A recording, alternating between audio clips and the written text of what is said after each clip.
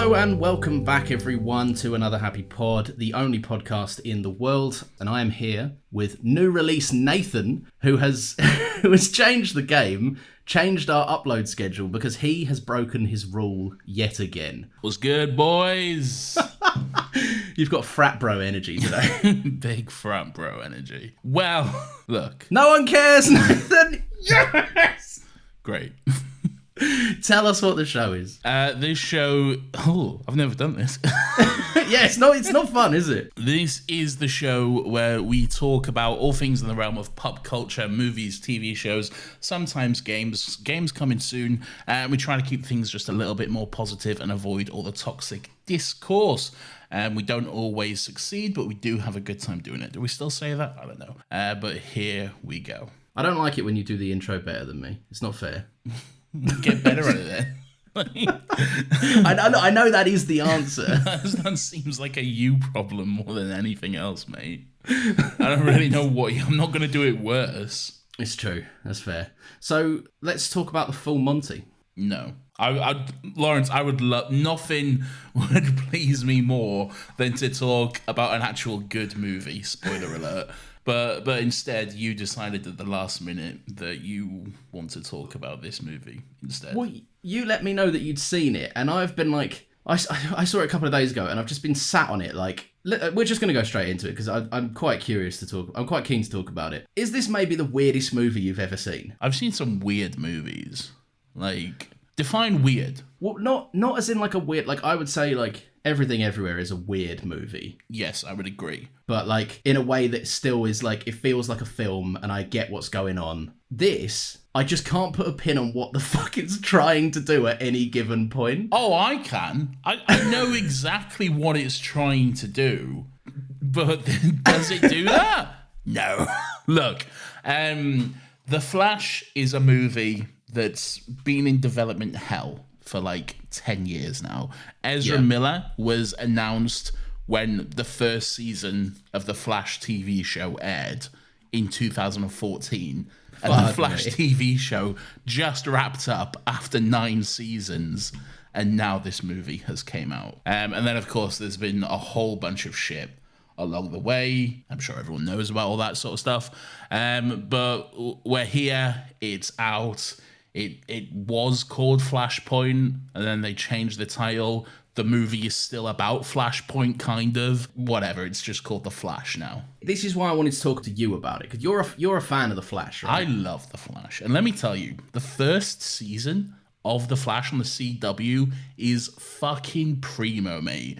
It is seriously fucking premium television. It is so good. So good. And then you watch this bag of shit. Again, spoiler alert, not to give my hand away, but like, it is just... Oh, you've been incredibly vague up until this point, yeah? It is just such a wet fish in comparison.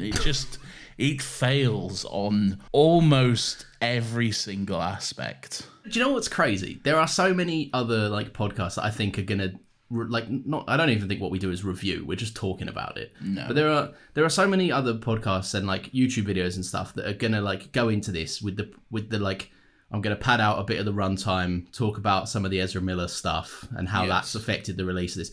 We don't need to. No. There's enough weird fucking bad shit in this movie to talk about. Yeah. It's it certainly is a movie that has came out and has been released. And James Gunn and Tom Cruise, they both love it, apparently. Like, I don't know what that says about them, but I don't get it. I get James Gunn. He's head of DC now. He probably saw it and was like, is it too late to change any of this?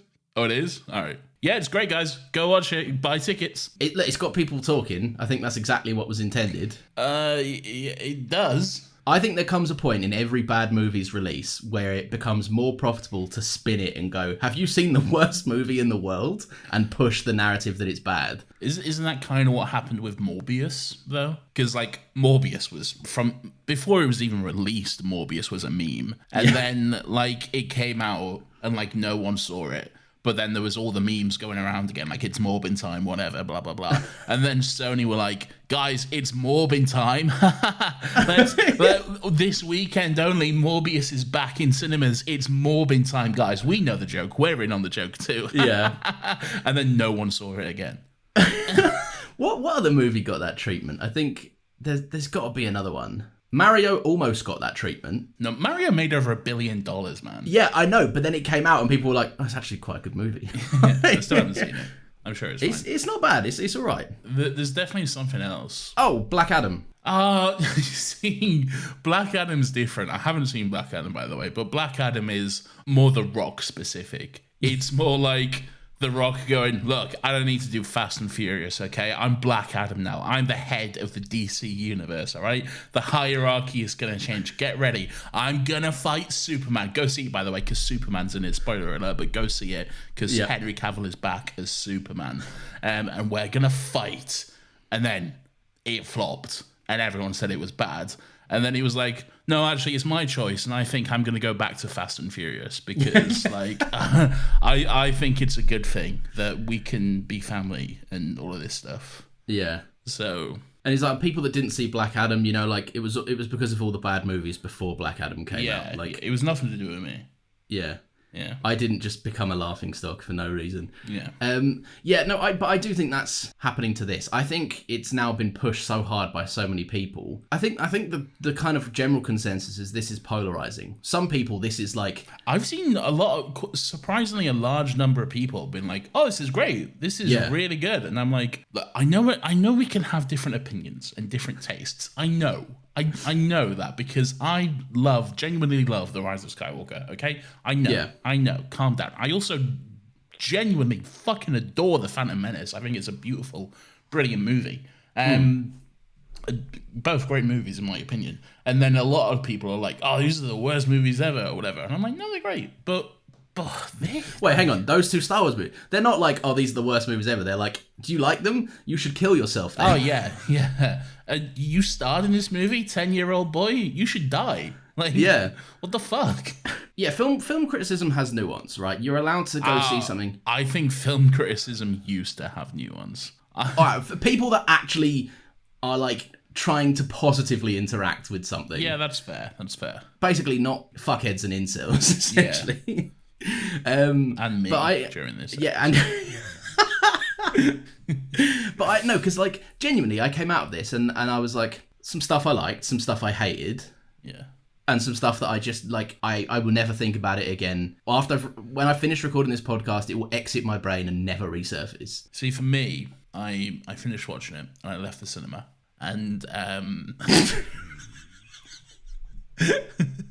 and we're not going to tell you why. No, we're not.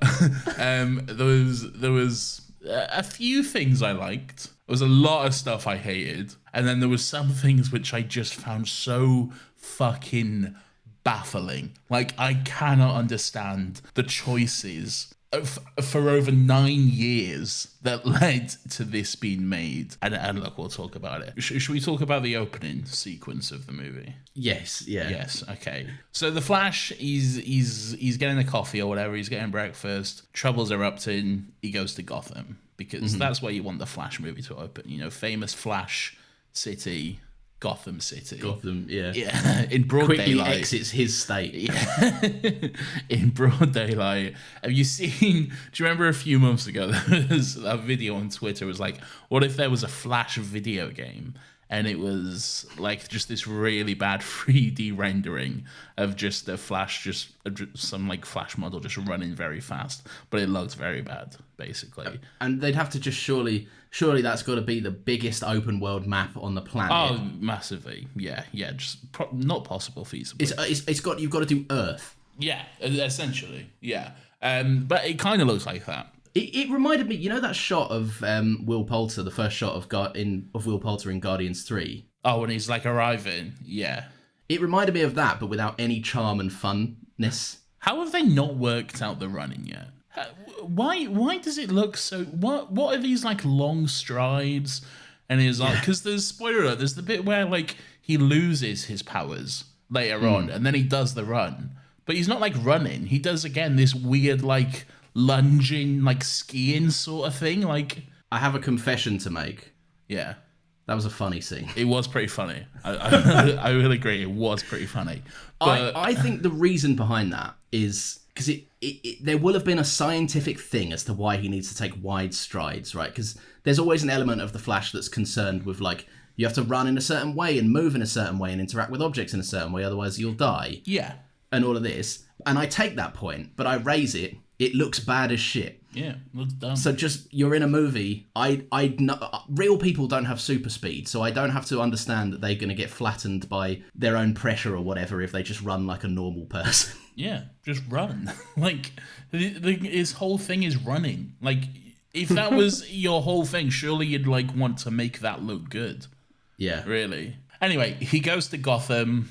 There's, like, Batman's like, oh, Barry, there's these vague terrorists or whatever, and they're blowing up a hospital or whatever. Apparently they're characters. Apparently they're like known. Did he Batman. say like Falcone or some? I think he mentioned some crime family or something. I'm going to pay as much attention as the movie did, which is absolutely fucking none. It does not matter, but whatever. Yeah. Some crime. They're blowing up baby building. They're with blowing baby up buildings. Yeah, they're blowing up the Gotham baby building.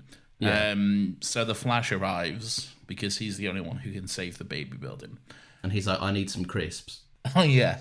Me, for real. I don't even know what to say.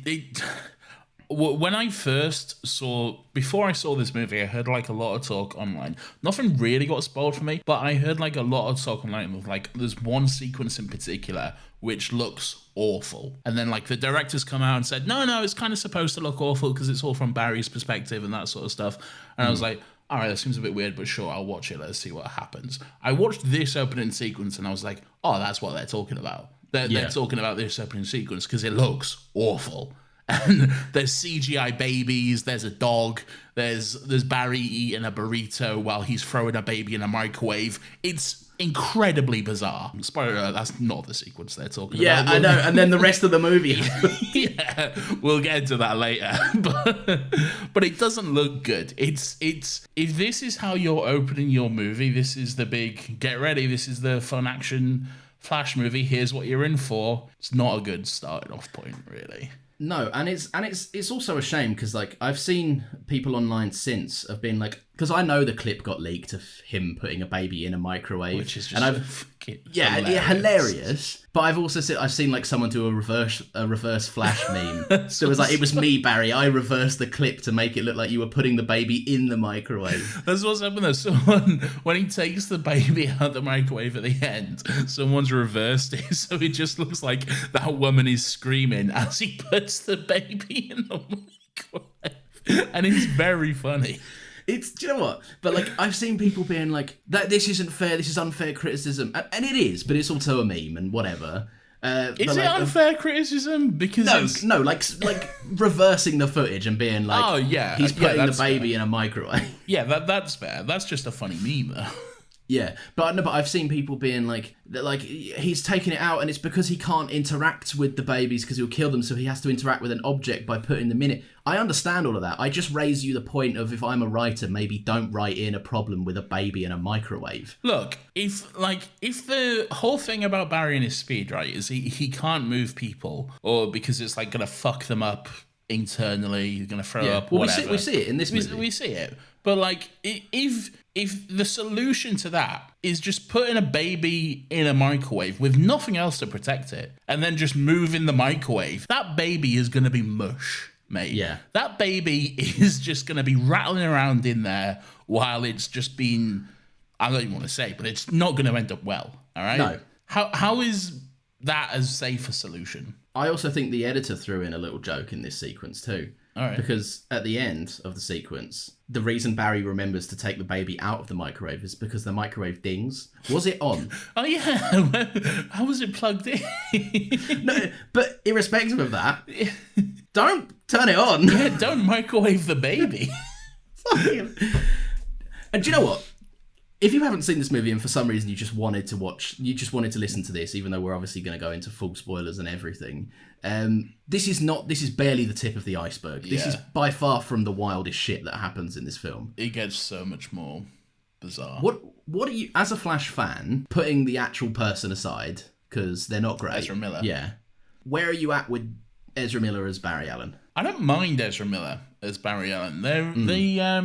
Grant Gustin is great. Grant Gustin was my introduction, really, to the Flash. I knew a bit about him from like Justice League, Unlimited, and that sort of stuff.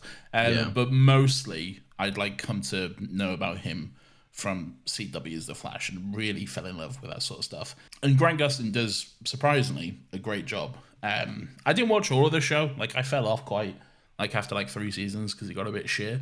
But especially in the early days, it was really good, and he especially was quite good. From what I understand, Ezra Miller, they do a fine enough job. They're a funny, quirky kind of interpretation of Barry. I don't.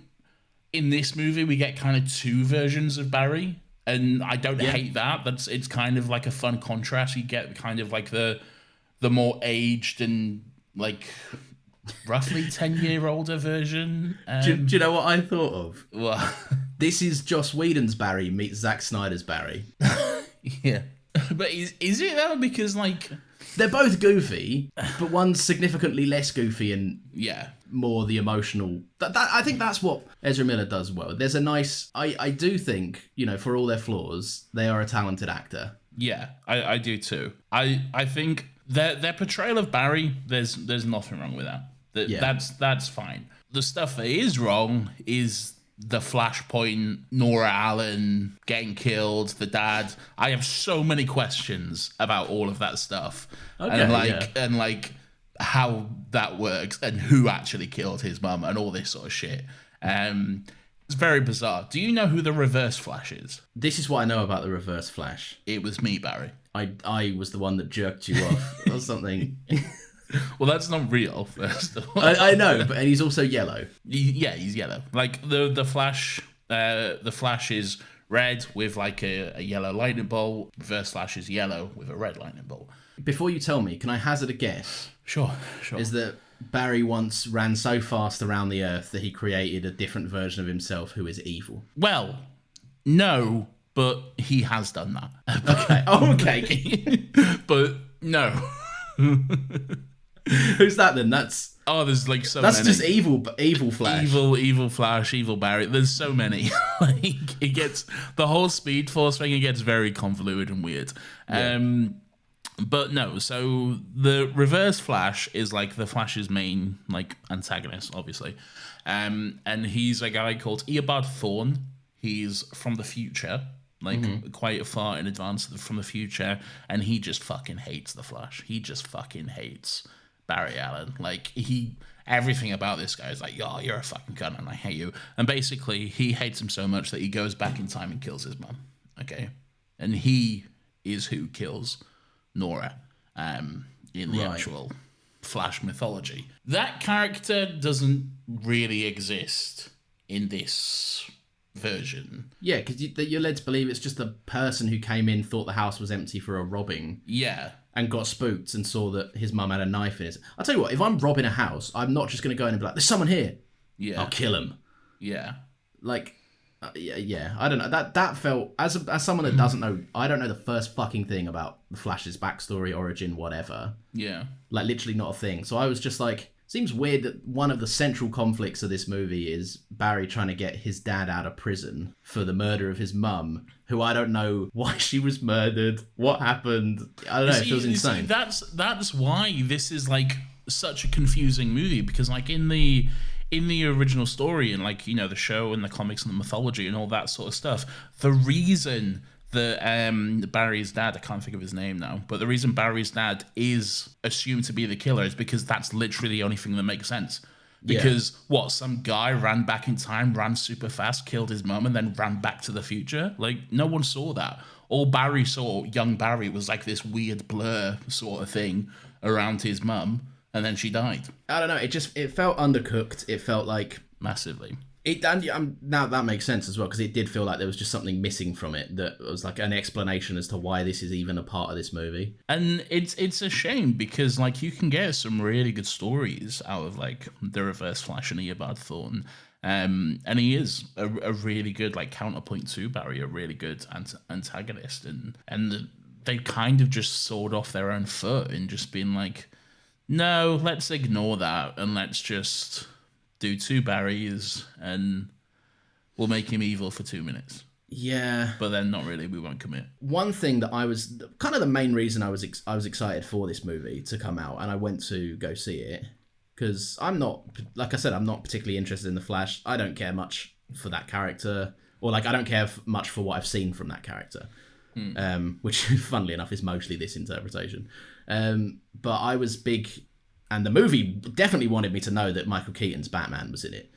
There's a funny video I saw. It was like I think the YouTube channel is called Man Carrying Thing, and it's just like literally 30-second sketches, and it was like all the marketing for the Flash, and it was like, "Hi, I'm Barry Allen," and then like the fucking Danny Elfman's Batman score blares, and it's like just basically making a point of being like, "Batman's in it, go see Batman. You like Batman? Yeah. Never mind the Flash." Yeah, I tell you one thing I do appreciate is Michael Keaton's Batman. I love seeing, we spoke about Batman not recently, but like the last time we did, we touched in on how like we like the new version of the Batman, but there is certainly an oversaturation with like grim and gritty, miserable Batmen. Yeah. And I like how Michael Keaton has always been in that vein, but they still never shy away from like the bookshelf opening and the pole to the Batcave and all that cheesy stuff. Yeah, they do kind of lean into all the like the fun sort of cheesy aspects of the Batman. They show the Batmobile, which I fucking love. A long, stupid Batmobile. It should always be just some big, impractical vehicle which could not work on any feasible level. Yeah. Make it dumb, you cowards. Don't give me just a fucking Dodge Charger with an engine on it. Yeah, or a tank. Or a tank. Fucking hate that tank, man. Make a big, long, dumb vehicle. But also, they didn't actually use it in the movie, so 0 out of 10. That was a shame. Yeah, they just pulled the cloth off it, like.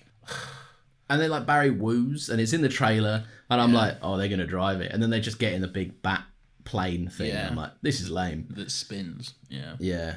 Have you ever played the Lego Batman game, the original? No, I don't think so. See, that game was sick, and that's, funnily enough, a big reason as to why I can forgive a lot of the Michael Keaton Batman shit in this movie. All right. Because I really like they use the Danny Elfman score. Some of my fondest childhood memories are just playing on that fucking game for hours on end. And I one of the most fun things to do was not the mission. It was, you know how every Lego game has their command center? Yeah. Like where they'll go to access the missions. Yeah. That one was obviously the Batcave, but you could also explore like a couple of rooms in Wayne Manor. Yeah. And I liked going down the little pole thing, and I liked being able to like push Alfred off one of the the long kind of columns in the Batcave into just the abyss.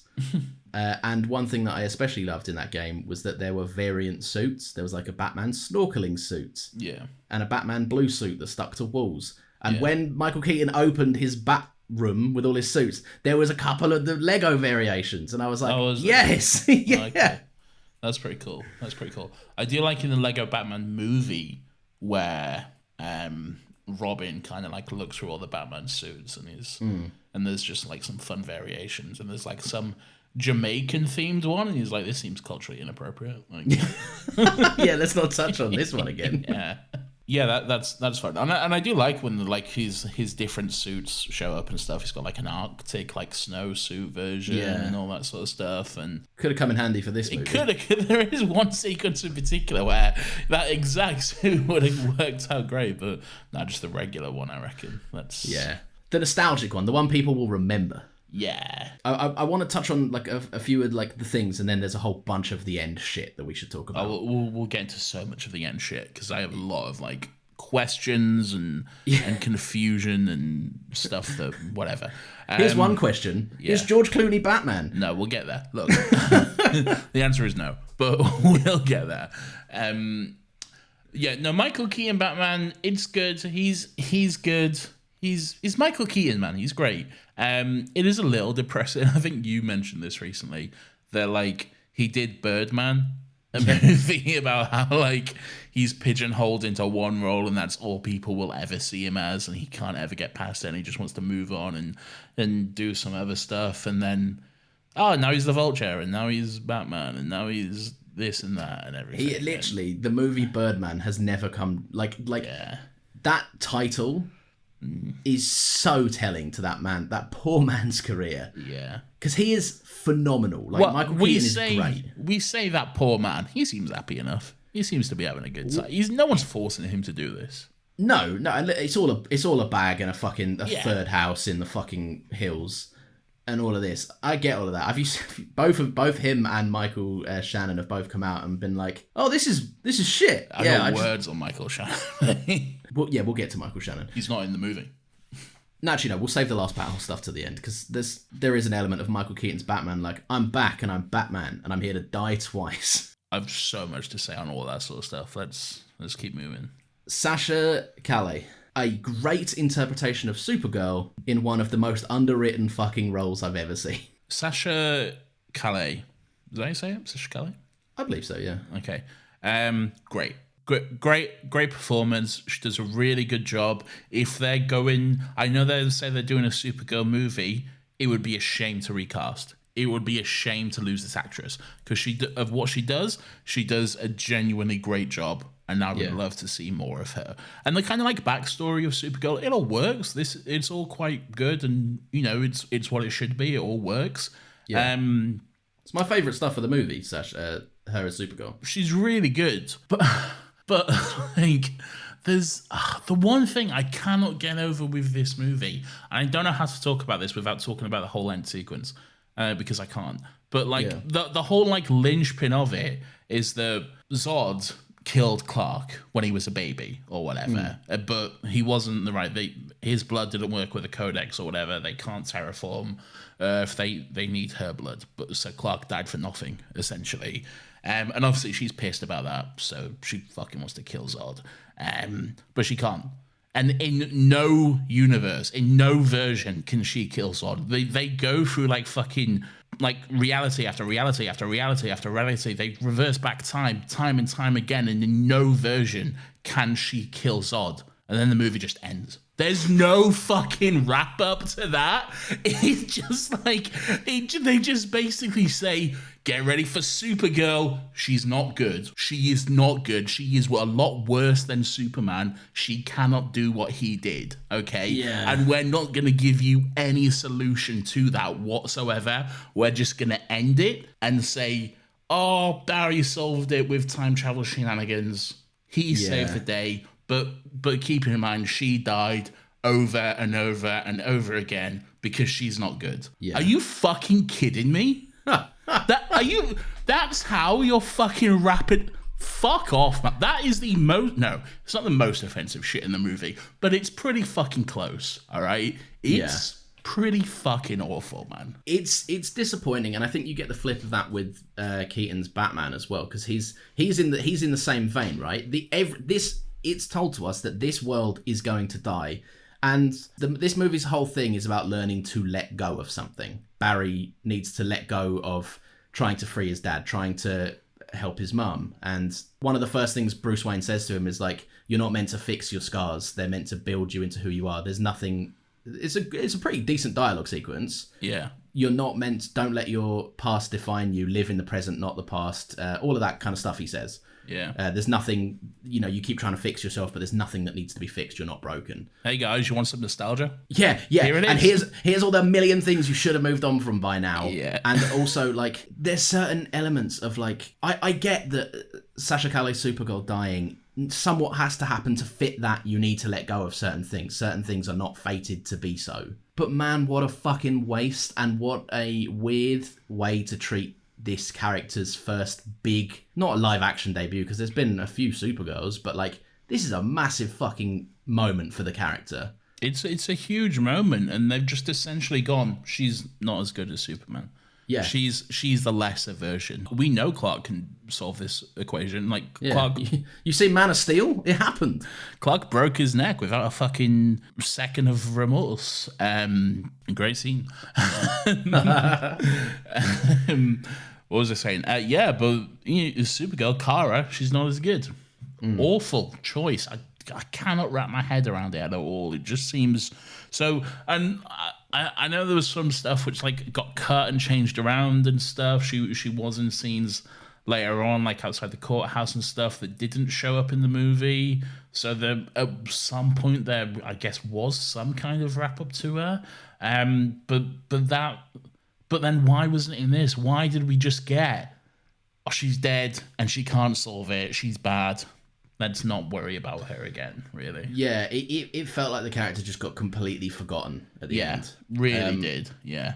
Which was a shame, because, and I get it, like, the world is dying, and, you know, that version of reality is fated to die. Yeah. But she's Supergirl, man. Like, Yeah. she can, all the things that Barry can do, she can do as well. Yeah.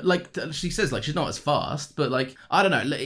It's weird as fuck, and I also think that there's such a fucking bizarre moment where, like, the movie is, again, let go, don't let... Bruce Wayne in this movie says, don't let your past define you. Bruce Wayne, one of the, like, 7 that shows up. Yeah.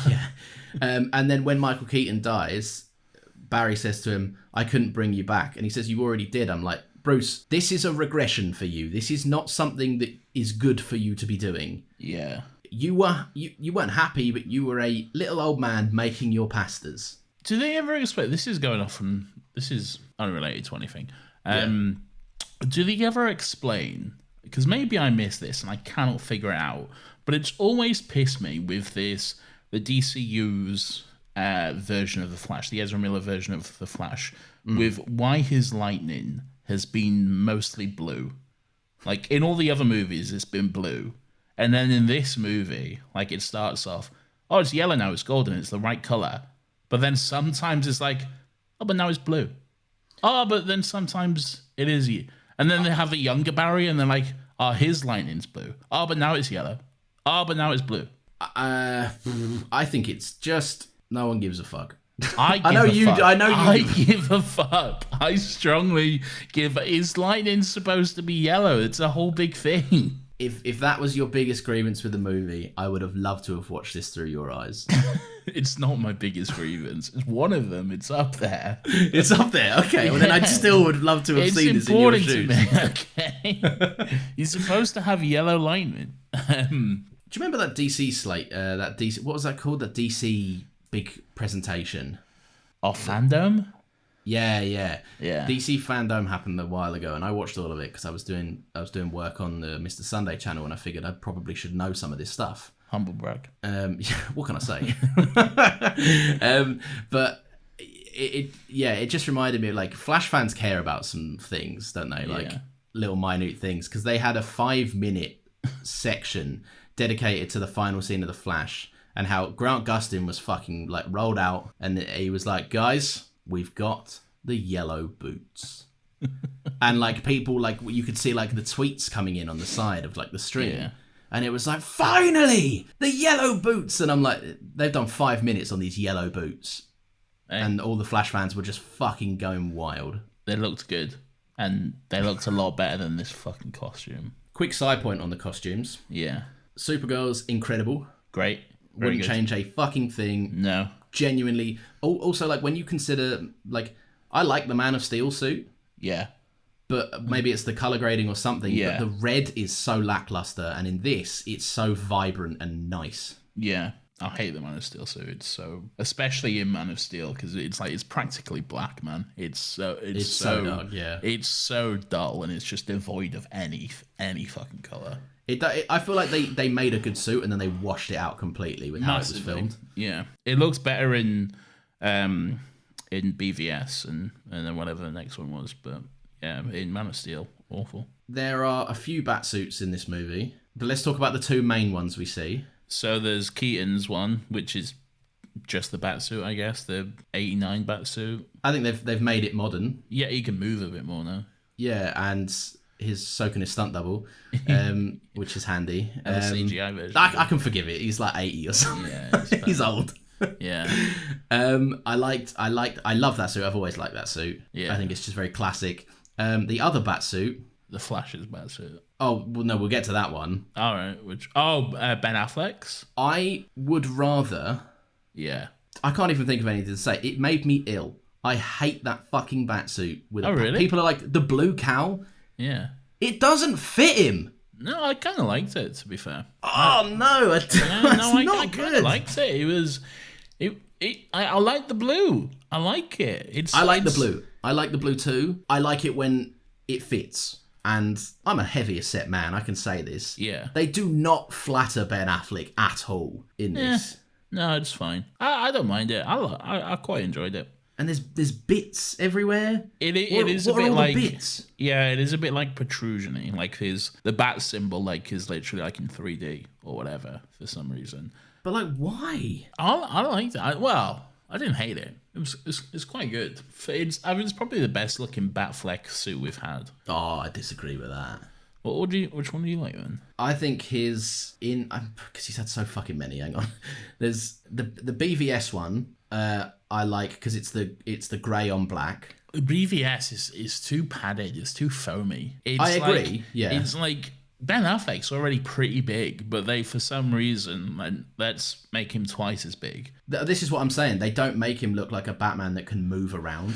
They make him look like a Batman that's like struggling to get through doors. With that suit, I'd agree. Not with this one. I thought it was more suited to him. Really, I like the trench coat Batman suit as well. I do like that one. Yeah, that was quite okay. That was quite interesting. Just something different, I suppose. Yeah. Oh, Wonder Woman shows up for a second. Do you remember this joke from Justice League with the lasso of truth? Let's do that again, shall we? I think there's a good Ben Affleck Batman out there in one of the universes. Yeah. It's not the one we're in. This is no discrediting on Ben Affleck. I think he's good. To be honest, when Ben Affleck was his best in this movie was the scene where he was just talking to Barry. Yeah. And no Batman suit or anything. He was just talking about like back in time and you'll fuck it up and don't do it or whatever. And like yeah. And also like I know the lasso of truth is like that's the joke. I get it. Yeah. But does it make you confess your deep dark secrets or is it just the truth of what's happening in the moment? It's more like if you ask me something, then I can't lie. Basically, It's not just I'm a virgin, which I'll say for no reason. I don't want to keep saying too many great things about Ezra Miller. No, you're not. Well, you're not an ugly looking person. Oh yeah. I get the whole bumbling buffoon act thing that is Barry. Yeah. But like Barry's fucked. Yeah. I don't get it. And I like it touches Bruce, and Bruce is like my childhood trauma, and I'm like, oh yes. Yeah, we get it. We've all been on Twitter. Yeah. I get it. Yeah. She shows up and she's like, I'm here too. And now I have to go. Goodbye. Sorry I'm late. Bye. My home planet needs me. Goodbye. Yeah. Hey, where's Superman? He's off-world fighting things. Yeah. Oh, we fired him. Yeah, look, we're going to have 27 different Supermen in this movie, but none of them are the one that you know, so don't worry about it, all right? There's Barry is in the other world, or like the new reality with himself, and he's like, better check in with Victor Stone. Oh, he's not cyborg yet, and he never will be again. To be honest, I was quite surprised they even mentioned Cyborg, to be honest, because like I don't know if you've seen they've been Warner Brothers especially been doing everything they can to be like, oh, this guy does not exist and he is not a part of our universe at all. Like even down to the petty fucking fact that they fucking relaunched HBO as HBO Max or just Max recently. Stupid fucking decision. The most recognizable part of the name. Yeah, no, let's just get rid of it. Let's just call it Max, because what does that mean? My name is Max. Exactly. But you know, like you can set up like, you know, like on Netflix and Disney or whatever, you set up like a character profile icon. Didn't. Yeah. There's a tweet going around that's like, oh, let's look at the Teen Titans Go. Oh, we've got Beast Boy, we've got Raven, we've got Robin, we've got a cartoon version of Cyborg from that. Oh, that's cool. The fucking TV show, the Teen Titans TV show. What we got? We got, oh yeah, Raven again, Robin. Oh yeah, Cyborg. That's cool. We've even got the fucking version of Cyborg from Smallville that showed up in that one episode one time. Oh, that's great. Oh, let's look at the Justice League movie versions. Oh, we got Batman, we got Wonder Woman, we got the Flash. Oh, that's it. Oh, we don't have Cyborg. Oh. That's embarrassing on them, isn't it? That's so fucking petty, man. That's unbelievable. Yeah, it's so stupid. So as we alluded to earlier, there's been discussions about like a certain sequence which is just visually just not great. Looks unfinished. Looks like it's from a PS2 cutscene or whatever.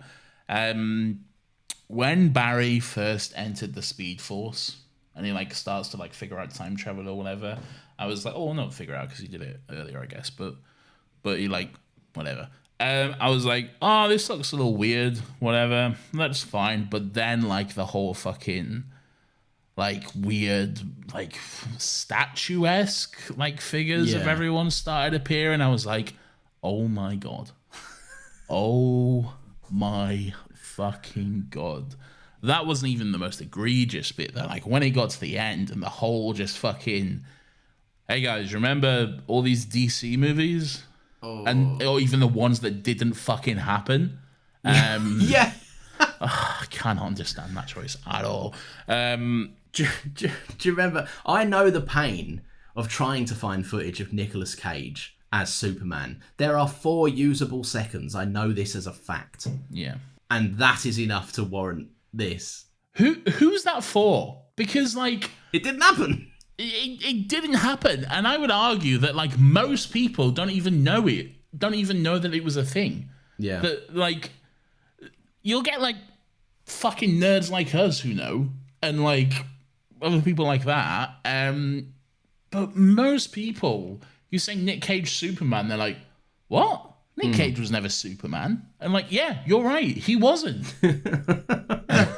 He had early conversations, and he had a screen test. He had a costume test, and then the movie never got made. We'll get into all of that, and this is part of it because I want to talk about the fucking jaw-dropping CGI. The worst sequence in the movie by far. When you say like the kind of statuesque Colosseum vibes, of all of the show off, right? The director fucking copped some heat for it, and then went on Twitter and not directly, but like through a fucking some sort of outlet. I do believe did a bit of damage control and said it's intentional. It's intentional. And look, consider this my hot take of the episode. Yeah. And this is by no means to say I think the stylized choice works in any way. I think it is so bad that it has to be intentional. Because Supergirl flying around doesn't look flawless, but it doesn't look like that. Barry running doesn't look flawless, but it doesn't look like that. There are moments in this where my jaw dropped and I went, if this is just bad work, this is going to replace The Rock as the Scorpion King for the go-to, this is bad CG. Oh god, it is, yeah. Yeah. It is like that, really. And in my mind, I think what they've done is they've tried to make a sequence that shows, you know, his excuse was like it shows Barry's distorted point of view. And I think the intention there is to do something that's like, this is an imagining of the events, and this is like an interpretation of stuff that's happened from a very like fleeting, quick glance. But where I think they fucked up is they've made it halfway between unfinished and photorealistic. If you wanted to make it statuesque, actually just do some statues, make it abstract. If you wanted it to look weird, it should have looked a lot weirder than it did, and not just CG without lighting and textures finished and like in its final form. To be honest, whether or not it is intentional is kind of irrelevant because it looks like shit. Yeah. It looks, bottom line is, it looks like shit. And you can say that's intentional, and if it is, sure, fair enough. It still looks like shit, and that's how I'm going to judge it, because it looks like shit. If it's intentional, it's probably even worse, to be honest. Because why would you intentionally make it look this bad? Yeah. The final product in the cinema did not have me going, this is a nice abstract understanding of the Speed Force and Barry's interpretation of it. It had me going, oh my god, this looks fucking dreadful. It's so bad. And then you get into the whole fucking, the ethics and the morality about it all. Like, I'm sure you've seen, like, the stuff about fucking... George Reeves? Yeah, George Reeves, and how, like, he fucking hated playing Superman and actually fucking killed himself because of it. And then this movie released on, I think it was on the anniversary of his death or something. And then they're like, oh, look, it's George Reeves Superman. It's just, brother, read the fucking room. This is part of a larger conversation of the ethics of what is fair game and what is not. Because Paul Walker wildly applauded for his brother's work and the CG artist's work in finishing his role in Fast 7. Oh, I was thinking of Aaron Paul. I was like, what? No, they refuse to de-age Aaron Paul to any capacity. Yeah, that's true. Man's in his 40s and he's like, yo, the crystal ship. But what I'm saying is it's part of a whole conversation. I think I'm always going to just fucking recast them. Yeah. Or if they started work, finish it. Use the actors you actually have. Yeah. Like, put Henry in there. Look, I don't love Henry Cavill's Superman. Put him in there, though. Like, yeah. The fucking majority of the audience love him. Like, it'd be a great opportunity to put him in there. You had 9 fucking seasons of The Flash. You had an Ezra Miller cameo in The Flash. Yeah. You can't give Grant Gustin fucking 5 seconds. There's a Jay Garrick Flash in this movie, but it's just some fucking guy. Haven't it's the not two John Wesley actors? Shipp. Yeah, haven't 2 of the actors that have played Jay Garrick Yeah. gone? They've both come out publicly and gone, was that supposed to be me or you? Like, who was that? Some people thought it was like a younger version of Teddy Sears or a younger version of John Wesley Shipp. It's neither of them. It's just some fucking just probably like an AI generated face. They just went on thisfacedoesn'texist.com and then just grabbed one. And then we're like, let's fucking use this as Jay Garrick. Use John Wesley Shipp. He's great. Everyone loves him as Jay Garrick, man. Like, I don't understand the decisions that were made. I especially don't understand of all the fucking bizarre cameos to put in this. Why is Supergirl in this? Like fucking Helen Slater Supergirl with Christopher Reeve Superman. Well, they are part of the same world. They're supposed Kind to be... of, but they never interacted. Well, no, he was famously didn't want to be a part of it and was like, I'm off planet doing a peacekeeping thing. Yeah. Look, it's the fact that like they even had like I think they said like there was discussions about Marlon Brando and Cesar Romera's Joker and all this, but The Joker? yeah, from the 60s Why? TV show. I don't know, this we can see his weird mustache that was painted over, I guess. Oh my lordy lord. But at no point was Grant Gustin considered. That's fucking ridiculous. And honestly, it's shitty. It's a dickhead move. Yeah, really. it feels like insulting in a way. Yeah, and his show was way better than this pile of shit as well.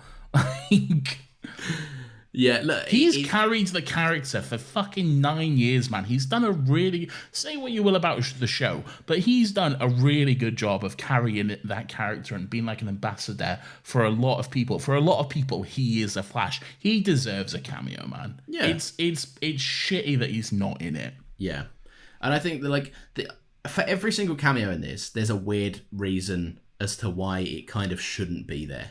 Yeah. So George Reeves wouldn't have, if was alive, never would have said yes in a million fucking years. No, he also has no family to sign off on this as well. Yeah, so they just basically went, you're dead and no one cares, let's prop you up. No one says we can't, so Yeah. let's do it. Christopher Reeve, they have an actor that is well and truly alive who plays his iteration of Superman, Brandon Ruth. Oh, yeah, I could have got Brandon Routh. He's actually a good Superman as well. Yeah, so it could have been him. If Yeah. they wanted to, and that's the same Superman as Christopher Reeve's Superman. Maybe, yeah. Helen Slater filmed a cameo. Yeah. Why does she look like she hasn't been to DC Studios in 20 years? Helen Slater was in Supergirl, the TV series, and she was great. She looked great. Like, why did they get this weird CGI model that clearly was not her? Well, no, she filmed it, and then they painted over her face. No one filmed anything. This was all this was all handed off to fucking Ubisoft and made in a cutscene or whatever. Like, no one filmed anything. Nick Cage didn't fucking film anything. Nick Cage is the most fake-looking Nick Cage I've ever seen. I've seen some fake-looking Nick Cages, man. Yeah. But like this?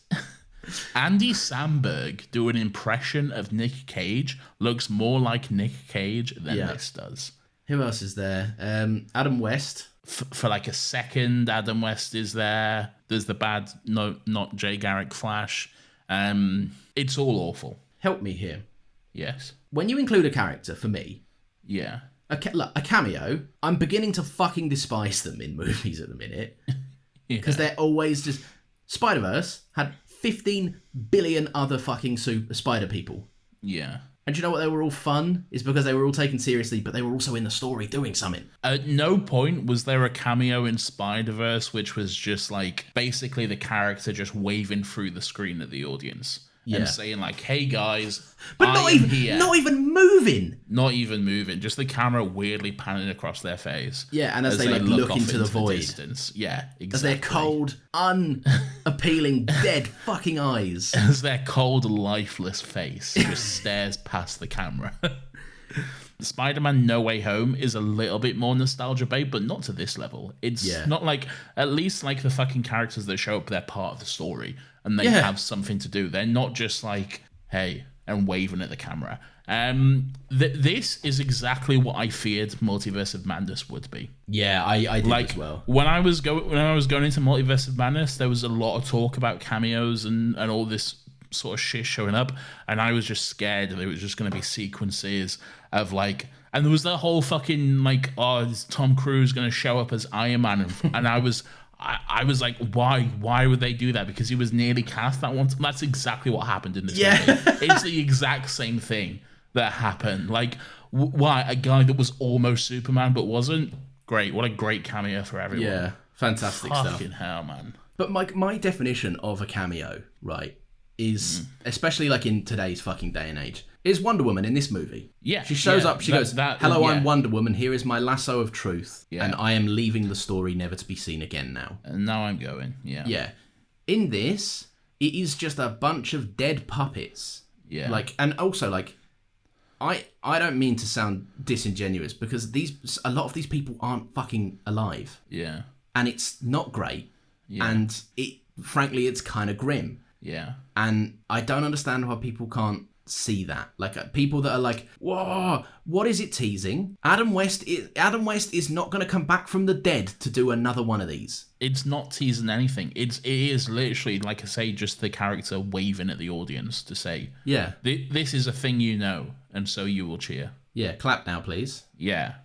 And it's just the sequence. I've never seen anything this gratuitous and shameless in form of, like, I don't mind. Like, there's a meme going around about Chris Stuckman said, like, I'm a fan, service me. And that's true to a degree. I don't mind a bit of fun. Fan service is a tricky topic because, like, there are times when it can be done and done well. But then if it's used to, like, an egregious level and it's just here, an empty, I think empty fan service is the shit I have a problem with. Where it's like, it's just cheaply done, badly written stuff for you to point at and recognize, and that's it. Like the show Gotham, mostly terrible in my opinion. And I think Gotham's got some moments. No, well, to be honest, I only watched a few episodes of the first season, and I was like, mostly terrible in your well-experienced opinion of the show. Well, yeah, because it lost me. but in those first few episodes, it was just bad fan service. I think there was a line that someone said like, "Oh, stay away from Ivy. She's pure poison." I was like, "Oh, fuck, horrendous." A perfect example, fucking Michael Keaton saying, "You want to get nuts?" My whole body just fucking cringed when he said that. I hated it. So, also doesn't make any sense. He said that once in the movie, and it was like an off-the-cuff thing where he was acting crazy. And like, why does Ezra Miller recognize that? Why would anyone recognize that? It's so fucking stupid. They're only saying it because it's like a meme now as well. Yeah, that's why they're doing it. It's in No Way Home. I'm something of a scientist myself, and that they were the worst parts of the movie. Yeah, horrendous. It's also weird because it contextually it doesn't make sense. Barry's like, "Should we go break Superman out of this black site?" And he's like, "You want to get nuts? Let's get nuts." He's like, "No, I said, do you want to go and get Superman?" Yeah. I can forgive the slow pan the first time we see him suited and booted in the costume and cowl and cape and all of this for the first time in 20-something years. Probably more. Actually, yes, definitely more. Yeah, I can forgive it. Don't do it twice. Yeah. And don't do it twice with the second one being you want to get nuts, let's get nuts. I hate it so much, man. Me I don't to like my it. wife at the counter of the cinema. You want to get nuts? Let's get nuts. 1 packet of KP peanuts, please. Maybe that was the cameo. It's for all of us that were eating nuts during the movie, of which there was one other person in my screening, by the way. Oh, really? Yeah. Oh, wow. How many people were in yours? Just one. I did like the moment where they go to like rescue Supergirl and they get seen by that guy and then Batman just like goes "Ah!" But then the guy just stares at him and doesn't do anything. Just goes to So get then his he gun just out. does it again and he just goes like trying to intimidate him. That was pretty funny. I liked that sequence of Batman and his fight moves. I thought that was quite good. Yeah, it was yeah. Do you know what? I think it was just the biggest thing about my biggest issue with a lot of Batman fight sequences, and it's why I like, as much as I am not a big fan of what it means, I think one of the coolest Batman fight sequences has been that Zack Snyder The warehouse scene. Yeah. Because it In embodies that he is BVS. just a fucking terrifying person to brawl with. Yeah. Um, Kills a lot of people. yeah, I could do without the neck breaking Yeah. and like punching a man's head into a wall. Like literally throwing a man against the wall and then there's just a splatter of his blood as he drops down wet it. smear of blood. Yeah. Yeah. But it's like one of the biggest things I have with Batman is directors that don't know how to shoot a fight sequence is knees and elbows. Nolan's guilty Yeah. of it. Tim Burton Yeah. was guilty of it. So it's nice to see this one, obviously heavily enhanced by CG and stunt work, Massively, yeah. but I just like to see Batman do some stuff that no other human being could do. Yeah. Because this version of Batman especially is fantastical and silly. Yeah. So I like that a bit more. It Yeah, would have that's- felt weird if he started like doing the Robert Pattinson brawling style. Yeah, that's true. Supergirl, when she got to fucking kill everyone, that was great stuff. Yeah. I enjoyed that. Can't get over that costume, man. That costume just looks so good in a movie where the costumes suck. It's true. It did look really good. It'd be a shame to never see it again. Yeah. Um, I saw that. So Sasha Calle posted a photo of her in a dressing room with the costume. I've seen it. Yes, I am aware. And obviously you have saved that onto your favourites tab. It's in my memories on my phone. Yeah. But that photo looks better than a live action still of Ben Affleck's suit in this movie. Oh, come on now. No, I hate it. I hate it so much. Oh, you really don't like that suit, man. It's not the blue. I want to be crystal clear. It's not the blue. It's the way that it doesn't fit his mouth. And it looks weird. I don't think I noticed that. From what I saw of it, I was like, this is fine. Did you like that Michael Keaton's Bruce Wayne was like, do you know what? For the first time in 30 years, I can grow a goatee. I'm going to do that. When did he grow a goatee? When we first meet him, didn't he? He's all shaggy and hairy. Well, he didn't grow it. He had a goatee. Yeah, he had a goatee, but he had to shave it to be Batman again, didn't he? Because you could see it through the count. Yeah. Yeah. Right, what's going on with the ending of this? The ending.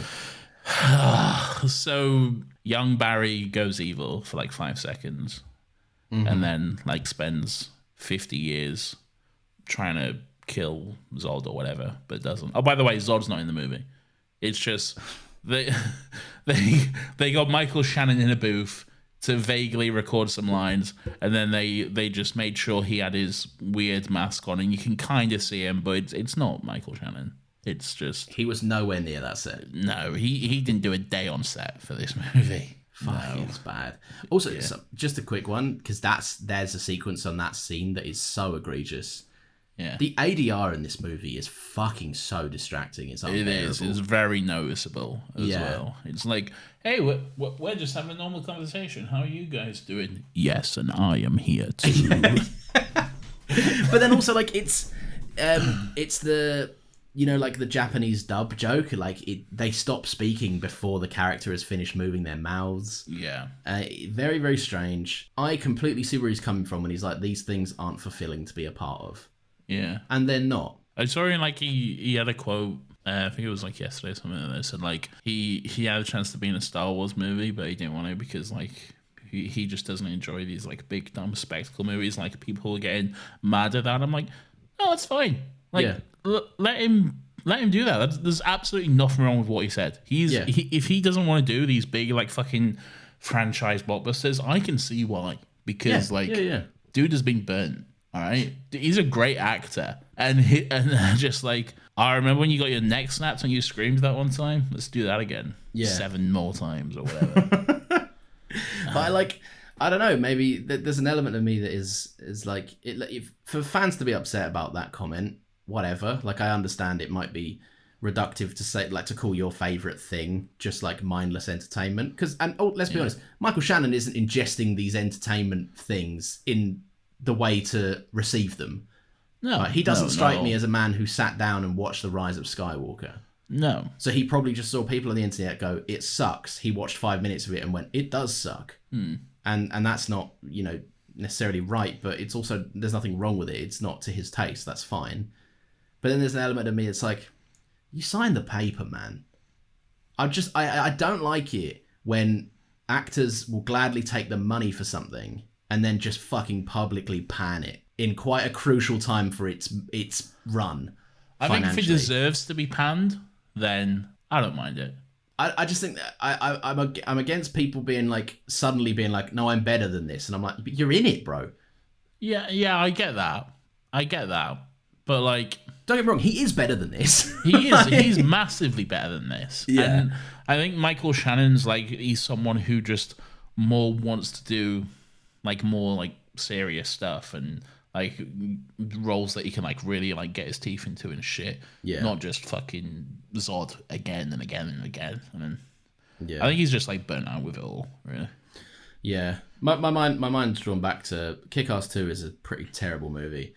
And Jim Carrey was in it as one of the most violent characters, has one of the most violent deaths. And then he came out and said, I will refuse to promote this movie because of its violence. I went, the movie is called Kick-Ass 2. Like, shut up. I understand you're maybe embarrassed about its quality, but you took the money. Shut up. Yeah. Maybe that's wrong. I don't know, but that's just kind of where I'm at on it. Maybe it's an ignorant viewpoint, but whatever. No, I see where you're coming from. It's weird. So George Clooney is obviously never returning as Batman, but the movie would say differently. They end this movie and they're like, oh, George Clooney is Bruce Wayne now. Why? Don't worry about it. Also, as always with George Clooney is here and he's George Clooney. Yeah, he just showed up on set and they're like, yep, that's good enough. Yeah, his hair was how it was when he styled it at his personal house in the morning. Yeah. There is not a single effort has been made to make this man, performance-wise or otherwise, into any capacity of a Bruce Wayne.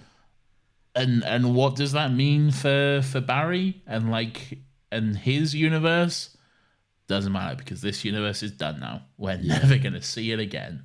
I remember a few months back when James Gunn said, this movie resets the DCU. And I thought, that's actually a perfect fucking excuse. Yeah. Because this universe, up until this point, is a mess. An absolute fucking shambling mess. It's bad, yeah. Yeah. There's also something that I fucking hate, which is the movie's point of letting go. And yeah, it's very funny to point at all the cameos and be like, the movie's telling us to let go. Would you like to see Adam West again? Yeah. That's all fucking horrendously hypocritical and quite amusing. Yeah. But the ending of the movie ends with Barry getting his dad off for the murder. I understand his dad is innocent. Yeah. But you didn't let go. You changed it again. Well, he let go of his mum. I think it's that. It's more that, really. It's more... Yeah. Like, you're holding on to like, just wanting a life you've never had, a life with your mum and all this sort of stuff. And that's what he has to let go. That's what I more see it as. And I did like the scene where he goes to the supermarket and he sees his mum, and that was a sweet scene. And I'll admit, I did actually get a bit emotional watching that. Yeah. It was actually a good scene. Shame about the rest of the movie, but you strip this movie to its fucking core basics. Yeah. There's a great personal story about loss, grief, and moving on. Yeah. It's just wrapped in this package of bizarre cameos. Who loves DC? Who loves fucking 7 different Supermen, but not the one you know, and one you don't. Yeah. Like, and one you never have. Yeah. Yeah, exactly. It's so fucking bizarre, man. And also, here's Supergirl, but she's bad. But here she is, but she's bad. Also, funnily enough, she's the best part of the movie. We know this due to her doing all of the press in spite of the actual protagonist actor being terrible and not allowed and not trusted. Yeah. She's done all the press. Would you like to see her character be introduced and die in the same movie twice? Yeah. Yep, sure. Do you know what? The worst thing I can say about this is, and I don't know what this says about the current landscape of movies, I was entertained throughout most of it. I wasn't. It crumbles when you think about it, right? It crumbled when I was watching it, man. I struggled with most of this movie. It was just, I did not have a good time watching it. The end product, it doesn't seem finished. It seems like they couldn't even figure out the ending, and they just went, "Oh, that'll do." It seems like a half-assed job, which is weird because it's been in development for 9 fucking years. Apparently, it's one of the most expensive projects ever created. I am not surprised, man. The amount of fucking... I think this movie had to have had at least 6 different directors or some shit. Yeah. It's fucking insane, man. This this director is James Gunn has come out and said this guy's going to take the next Batman Brave and Bold movie. We'll see. He's not, because this movie is one of the biggest bombs that the world has ever seen. So there's absolutely no conceivable way DC can keep that name attached.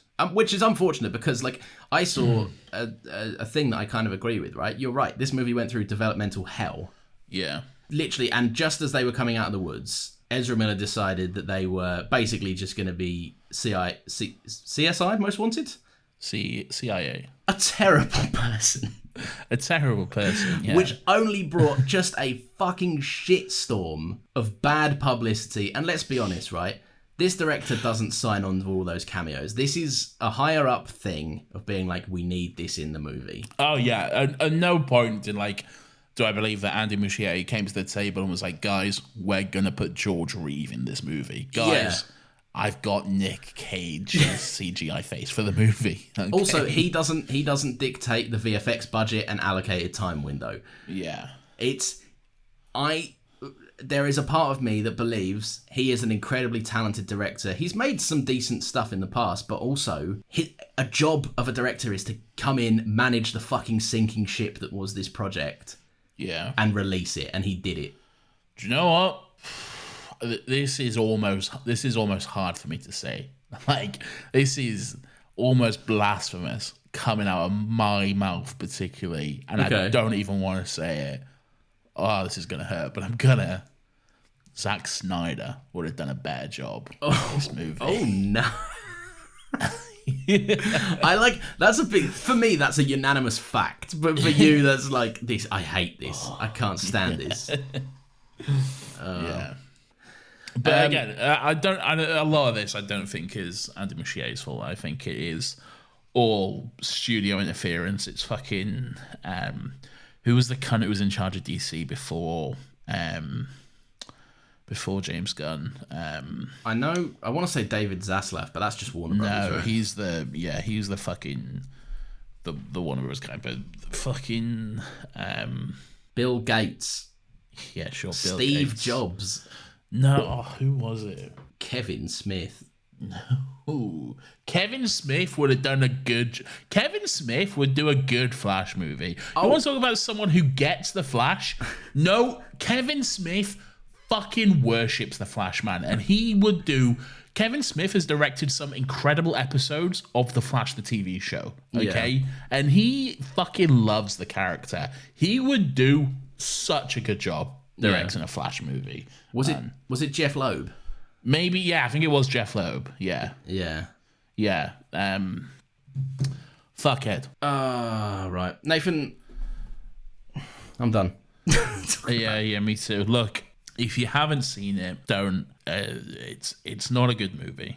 Take your money and see a well-made movie. Go see Spider-Verse again, man. You want to see a multiverse movie that's actually well-made, looks great, has fucking cameos that are not just dead people waving at you? Go see fucking Spider-Verse again. If there's any part of you that's like, I'm not going to see that, it's a cartoon, so are all the dead people at the end of this movie. Also, like, this movie is doing fucking nothing to help the whole fucking multiverse fatigue thing that we've got going on at the moment, because like at the moment it seems like just the multiverse is fucking everywhere. And like when I saw Spider-Verse, I was like, oh no, it can be done well. It's good actually. Maybe we can do this a little bit more. And then I saw The Flash and I was like, I never want to see the fucking multiverse again, man. Like, I'm so done. I'm so bored with this era of the genre. Do you know what the worst thing was? I realized this the other day.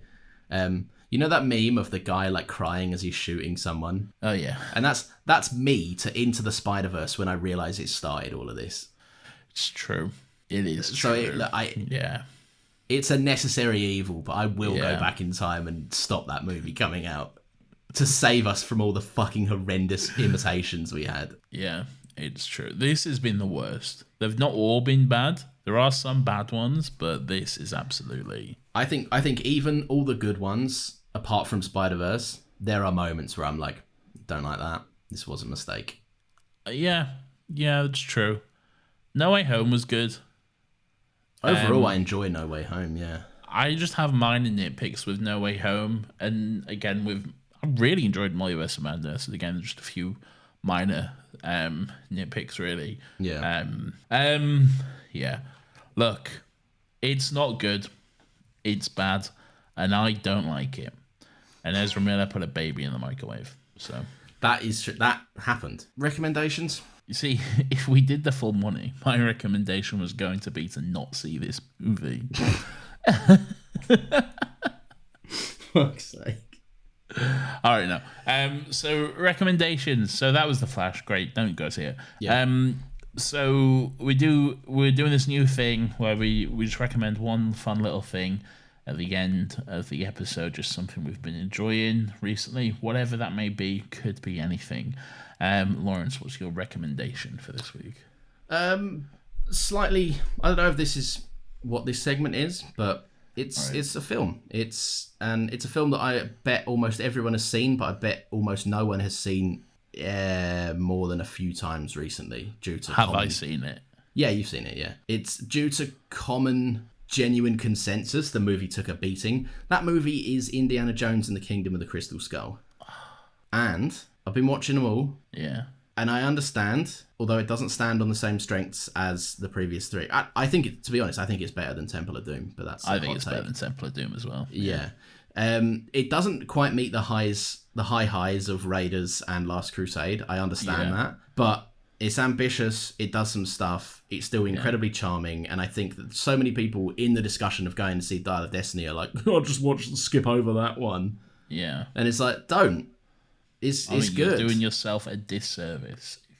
Because I do enjoy Kingdom of the Crystal Skull. There's some good stuff in that movie. Don't get me wrong. There's some weird stuff as well, some strange choices, and some stuff that doesn't quite work. Exactly the same with Temple of Doom.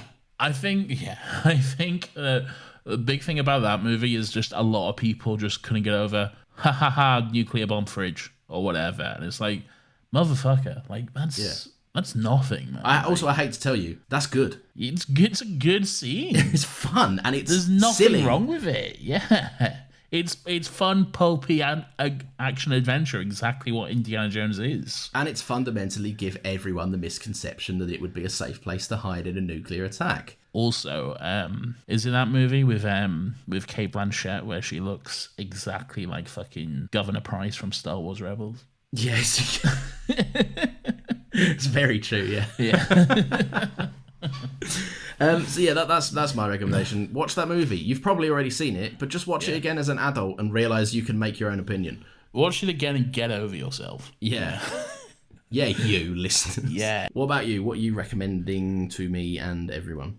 I am recommending, it's going to be a bit of a strange one, but go with me. I am recommending iCarly. Okay, what, the revival? Well, a bit of both. All right. So I've been watching. Recently, I realized I have free Paramount Plus, and I didn't realize for like 3 months or whatever. But I was like, oh, I've got Paramount Plus for free. Cool. Sure. Yeah. I should probably start using this. So I went to see what was available. And I saw that there was like the revival of iCarly. I was like, oh, let me brush up on iCarly. Let me read, because I watched some episodes when I was younger, but I think I was a bit past it. Like when it came out, I was like, I'm a bit old for this sort of stuff now. Yeah. So I never like really got into it the same way I did like Drake and Josh and Zach and Cody and that sort of stuff.